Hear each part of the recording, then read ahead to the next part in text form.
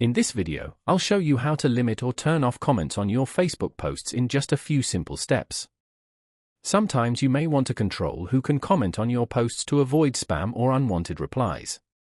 Facebook allows you to limit comments to certain people directly from the post settings.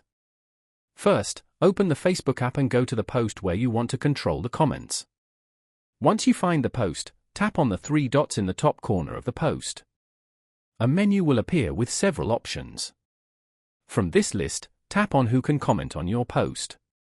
Now you'll see a few options such as Public, Friends, and Profiles and Pages you mention.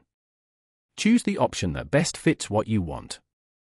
For example, selecting Profiles and Pages you mention will limit comments only to the people tagged in the post.